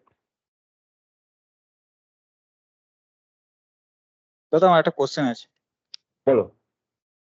বলছি ইউজার এজেন্টটা কোথায় মেনশন করা থাকে? মানে যেখানে আমি ধরো হচ্ছে কি কমফোর্টেবল ব্রাউজার, এই ব্রাউজার দিয়ে আমি এই ওয়েবসাইটটা হচ্ছে ওপেন হবে, আর অন্য কোনো ব্রাউজার দিয়ে ওপেন হবে না, এই জিনিসটা কোথায় মেনশন করা থাকে? এটা কোথাও মেনশন করা থাকে না। এটা যখন তুমি এই ব্রাউজার থেকে খুলছো, এই যে ব্রাউজারে গিয়ে আমি একটা ওয়েবসাইট দিলাম, ধরো ndtv.com, এই একটা ব্রাউজার অ্যাড্রেস বারে দিয়ে এন্টার মারলাম, একটা পেজ খুললো। এটা কিভাবে খুললো? এটা আমি আমার কম্পিউটারে যে এজ ব্রাউজার, সেই ব্রাউজারে গিয়ে অ্যাড্রেস বারে আমি এটা টাইপ করলাম, তাই তো? যেই মুহূর্তে আমি এটা টাইপ করছি তখন ফার্স্টে কমিউনিকেশনটা কি হচ্ছে, আমার এই কম্পিউটার থেকে ফার্স্টে রিকোয়েস্ট করছে আমার লোকাল ডিএনএস সার্ভারকে যে www.ndtv.com এর আইপি কি। আর আমার যে ডিএনএস সার্ভার সে বলছে আমি তো জানি না ভাই, আমি তো ndtv.com এর ডিএনএস সার্ভার নই, কিন্তু আমি তোমাকে রুট ডিএনএস এ পাঠিয়ে দিচ্ছি, তুমি ওকে গিয়ে জিজ্ঞেস করো। তখন আমি রুট ডিএনএস এ গেলাম, রুট ডিএনএস এ গিয়ে জিজ্ঞেস করলাম www.ndtv.com সার্ভারের আইপি কি। ও তখন বললো আমি তো www.ndtv.com কে আমি চিনি না, আমি .com সার্ভারের ইনফরমেশনটা জানি, আমি তার আইপিটা দিচ্ছি, তুমি তাকে গিয়ে জিজ্ঞেস করো। তখন আমি .com সার্ভারের ডিএনএস সার্ভারে গেলাম, সেখানে গিয়ে জিজ্ঞেস করলাম www.ndtv.com এটার আইপি কি। ও বললো আমি www.ndtv.com কে আমি চিনি না, কিন্তু আমি ndtv.com কে চিনি, তার আইপিটা আমি তোমাকে দিচ্ছি, তুমি তার কাছে গিয়ে জিজ্ঞেস করো। রিকারশন, ডিএনএস রিকারশন হচ্ছে এটা। যখন ndtv.com এর কাছে যাচ্ছে তখন আবার ওখানে www রেকর্ডটাও পেলো, এবার আইপিটা পেয়ে এই ওয়েব ব্রাউজারটা এখানে পপুলেট হলো। এই পপুলেশনটা কিভাবে হচ্ছে, এই ওয়েব ব্রাউজারটা পাওয়ার, আইপিটা পাওয়ার পরে আমার ব্রাউজার ওয়েব সার্ভারকে একটা রিকোয়েস্ট পাঠাচ্ছে, এইচটিটিপি রিকোয়েস্ট, ডিএনএস রিকোয়েস্ট নয়। আর ডিএনএসটা হয়ে গেল, ডিএনএস রেজলিউশন হয়ে আমি www.ndtv.com এর আইপি অ্যাড্রেস পেয়ে গেলাম। সেই আইপি অ্যাড্রেসের সার্ভারকে আমি একটা রিকোয়েস্ট পাঠালাম, সেটা সেই রিকোয়েস্টটা কি এইচটিটিপি রিকোয়েস্ট, এবং এই এইচটিটিপি রিকোয়েস্টটা এইভাবে এইরকম দেখতে হয়। এটা আমি কিভাবে দেখছি, আমি কোনো এখানে কোনো ডেটা মেনশন, ডেটা স্পেসিফাই করছি না, আমার ব্রাউজারই এই ধরনের একটা রিকোয়েস্ট পাঠাচ্ছে আমার এইচটিটিপি সার্ভার, টার্গেটেড ওয়েব সার্ভারকে। আমি সেই ট্রাফিকটাকে ইন্টারসেক্ট করে দেখছি যে কি ধরনের ইনফরমেশন থাকে। তার মধ্যে আমি দেখছি যে আমার যখন রিকোয়েস্ট যাচ্ছে তখন ফার্স্ট একটা গেট রিকোয়েস্ট যাচ্ছে, প্রোটোকল ভার্সন মেনশন করা থাকছে, আমার টার্গেটেড হোস্টের ডিটেলটা এখানে থাকছে, এবং আমার কম্পিউটার থেকে যে ক্লায়েন্ট রিকোয়েস্টটা পাঠাচ্ছে, মানে আমার যে ব্রাউজার, সেই ব্রাউজারের ইনফরমেশনটাও সার্ভারের কাছে যাচ্ছে, এবং সেই ব্রাউজারের ইনফরমেশনের সাথে ইউজার এজেন্টের সাথে আমার অপারেটিং সিস্টেমের ব্যাপারেও একটা সার্ভারকে ইনফরমেশন দেওয়া হচ্ছে। আমি এখানে কোনো স্পেসিফাই করছি না। এটা কি বোঝা গেল সুমন? সুমনই জিজ্ঞেস করলো তো নাকি? হ্যাঁ দাদা, হ্যাঁ দাদা, ওই আমি ভেবেছিলাম মানে কোডিং এ কিছু মেনশন করা থাকে এরকম কিছু যে না না না না স্পেসিফিক না, না, এই না। ওই, আচ্ছা ওটাই বলছি, ঠিক আছে। না, কোডিং এ মেনশন করা যায়, পরে তুমি একটা কোড এরকম লিখতে পারো যেখানে তুমি এই ইউজার এজেন্টটাকে চেঞ্জ করে দিতে পারো। সেগুলো অনেক অ্যাডভান্স লেভেলের, আমি এগুলো পরে যাই, এগুলো এখন ভেবো না। অত কিছু ভাবলে বেসিকটা বোঝা হবে না। এটা হচ্ছে এখন এক্সিস্টিং, আমরা এখন কিছুই করছি না, আমরা খালি মনিটর করছি। আমার কম্পিউটার থেকে ওয়েব সার্ভারে একটা ট্রাফিক যাচ্ছে, সেই ট্রাফিকটাকে আমি দেখছি, সেই ট্রাফিকটা কিরকম দেখতে হয়, ঠিক আছে? এবার সেই রিকোয়েস্টের মধ্যে কি আছে, ইউজার এজেন্ট অব্দি হয়ে গেল, এরপর হচ্ছে অ্যাকসেপ্ট, যেটা আমি তোমাদেরকে অলরেডি বললাম যে অ্যাকসেপ্ট মানে কি। অ্যাকসেপ্ট হচ্ছে যে কি ধরনের ডেটা ও অ্যাকসেপ্ট করবে। তো through this field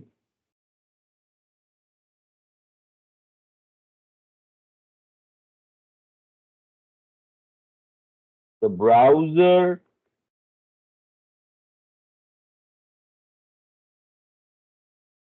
tells the server what type of information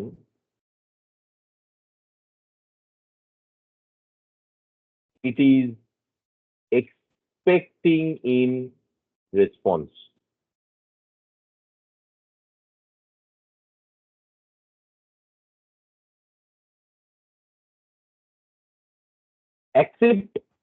অ্যাকসেপ্টের পরে আমরা আর একটা জিনিস দেখেছি, অ্যাকসেপ্ট ল্যাঙ্গুয়েজ। অ্যাকসেপ্ট ল্যাঙ্গুয়েজ মানে কি ধরনের ল্যাঙ্গুয়েজের ইনফরমেশন, কি ধরনের ল্যাঙ্গুয়েজে ওই ইনফরমেশনটা এক্সপেক্ট করছে। আর তারপরে আসছে হচ্ছে অ্যাকসেপ্ট এনকোডিং। তারপরে হচ্ছে অ্যাকসেপ্ট এনকোডিং, যেটা বলছে কি ধরনের কম্প্রেশন। ইনফরমেশন যখন আসে তখন তো প্রচুর লাইনের কোডের ইনফরমেশন তোমার কাছে আসছে, কিন্তু একটা ওয়েব ব্রাউজারের, একটা ওয়েব পেজের ইনফরমেশনকে যখন কম্প্রেস করা হয় তখন সেটা সবসময় gzip ফরম্যাটে কম্প্রেস করা হয়। দুটো ফরম্যাট আছে, মানে কম্প্রেশন মানে কি, আমরা যখন উইনজিপ বা উইনরার বা তোমাদের এই ধরনের ইকুইভ্যালেন্ট কোনো সফটওয়্যার যখন তোমরা ব্যবহার করো, তখন সেই সফটওয়্যারের মধ্যে আমরা কি করে অনেক বড় ডেটা, একটা 500 MB ডেটাকে আমরা কম্প্রেস করে 250 MB, 300 MB, 350 MB করতে পারি। সেরকম একটা ওয়েব সার্ভার থেকে যখন রেসপন্স আছে তখন একটা বড় চাঙ্ক অফ ইনফরমেশন আছে, সেটাকে একটা প্রপার কম্প্রেসড ফরম্যাটে আমাদের কাছে পাঠানোর জন্য ও কি ধরনের এনকোডিং এক্সপেক্ট করছে সেটা ও এখানে স্পেসিফাই করে।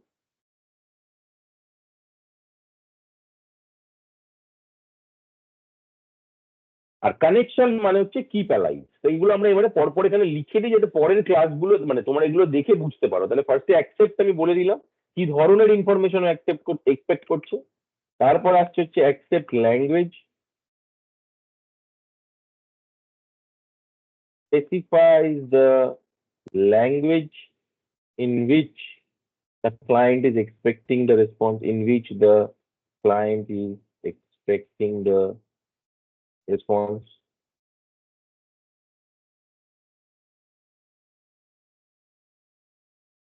Accept encoding,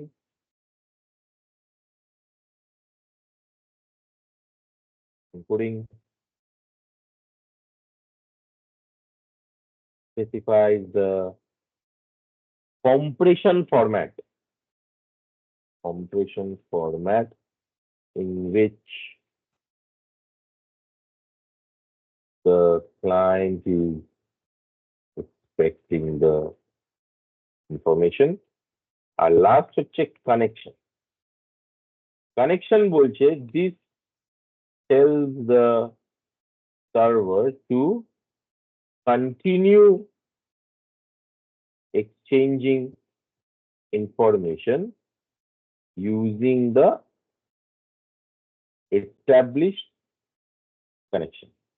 মানে এটার মানে হচ্ছে সার্ভারকে বারবার একটা করে নতুন সেশন খুলতে হবে না, যেটা আছে যেহেতু কিপ অ্যালাইভ, এখানে বলছে কিপ অ্যালাইভ মানে হচ্ছে যে এই যে সার্ভার, আমি তোমাকে একটা রিকোয়েস্ট পাঠাচ্ছি ওয়েব সার্ভার, তুমি আমাকে www.ethicalsecurities.com ওয়েব পেজটা দাও।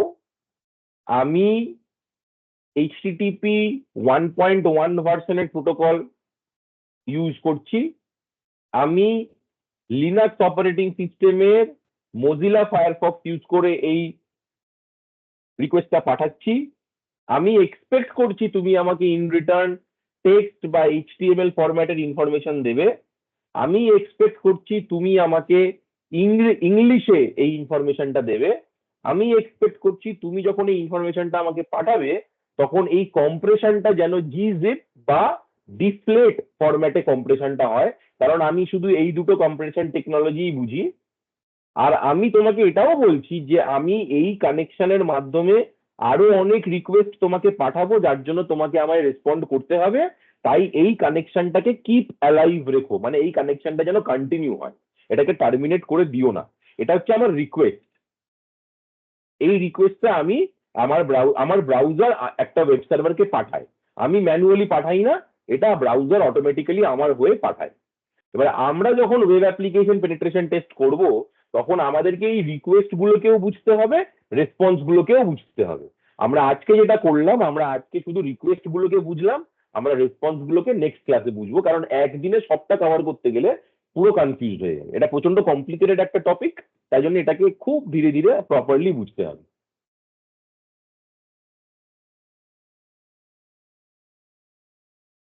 HTTP রেসপন্সটা আমরা আজকে এখানে রাখবো না, কারণ HTTP রেসপন্স আর HTTPS এই দুটোই আজকে থাকবে না, কারণ এগুলো আমরা পরের সেকশনটাতে কভার করব। ঠিক আছে, আজকে এই টোটাল ডিসকাশনে আমাদের প্রাইমারিলি যেটা বুঝতে হবে সেটা হচ্ছে এই ল্যাঙ্গুয়েজটা খুব সুন্দর করে মনে রাখতে হবে, যেটা আমি তোমাদেরকে এখন গল্পের মতো করে বললাম। মানে আমার আজকে হঠাৎ সকালে ঘুম থেকে উঠে ধরো আমার মনে হলো যে এখন লোকসভা ইলেকশন চলছে, আমি অন্যান্য স্টেটে কি ধরনের ইলেকশনের ট্রেন্ড সেই বিষয়ে খবর নেব, তার জন্য আমি ধরো টেলিগ্রাফ ওয়েবসাইটটাতে গিয়ে তাদের ওয়েব পেপারটা পড়বো। আমি যখন আমার ফোনে বসে বা ট্যাবে বসে বা ল্যাপটপে বা ডেস্কটপে বসে আমি যখন এই ওয়েব ব্রাউজারে খুলে www.thetelegraph.com টা এন্টার করে গো করছি, তখন থেকে একটা গল্প শুরু হচ্ছে। সেই গল্পটা কি? গল্পটা হচ্ছে, প্রথমে আমি যেটা করছি সেটা হচ্ছে একটা ডিএনএস রেজলিউশন হচ্ছে আমার যে ডিভাইস, সেই device multiple hop by hop DNS সার্ভারকে কোয়েরি করে করে করে করে রিকার্সিভ কোয়েরি করে করে করে করে ও আলটিমেটলি একটা ইনফরমেশন পাচ্ছে যে www.thetelegraph.com এই ওয়েব সার্ভারের আইপি অ্যাড্রেসটা কি। যেই মুহূর্তে আইপি অ্যাড্রেসটা পেলো, আমার ব্রাউজার ওই আইপি অ্যাড্রেসে একটা HTTP রিকোয়েস্ট পাঠাচ্ছে। সেটা কিন্তু তখন আর ডিএনএস রিকোয়েস্ট নয়, একটা HTTP রিকোয়েস্ট পাঠিয়ে বলছে যে আমি গেট করতে চাই, মানে আমি তোমার কাছ থেকে ইনফরমেশন নিতে চাই, তোমার রুট ডাইরেক্টরি থেকে ইনফরমেশনটা নিতে চাই। আমি যে প্রোটোকলটা ইউজ করছি সেটা হচ্ছে HTTP ভার্সন 1.1। আমার রিকোয়েস্টেড রিসোর্সটা হচ্ছে www.ethicalsecurities.com বা www.thetelegraph.com। আমার ব্রাউজার হচ্ছে মজিলা ফায়ারফক্স। এই Mozilla Firefox is running on a Linux based operating system. আমি এক্সপেক্ট করছি তুমি আমাকে এই ইনফরমেশন, আমার রিকোয়েস্টের রেসপন্সটা আমাকে টেক্সট বা HTML ফরম্যাটে দেবে। আমি এক্সপেক্ট করছি যে এই ইনফরমেশনটা ইংলিশ ল্যাঙ্গুয়েজে আসবে। আমি এক্সপেক্ট করছি যে এই ইনফরমেশনটা gzip বা ডিফ্লেট ফরম্যাটে আসবে, কম্প্রেশন হয়ে আসবে। এবং আমি তোমাকে এটাও রিকোয়েস্ট করছি যে তুমি এই কানেকশনটাকে অন রাখো, কারণ আমি আরো ফার্দার রিকোয়েস্ট পাঠাবো এবং তুমি এই সেম কানেকশন দিয়ে আমাকে এই রিকোয়েস্টের রেসপন্স দিতে পারবে।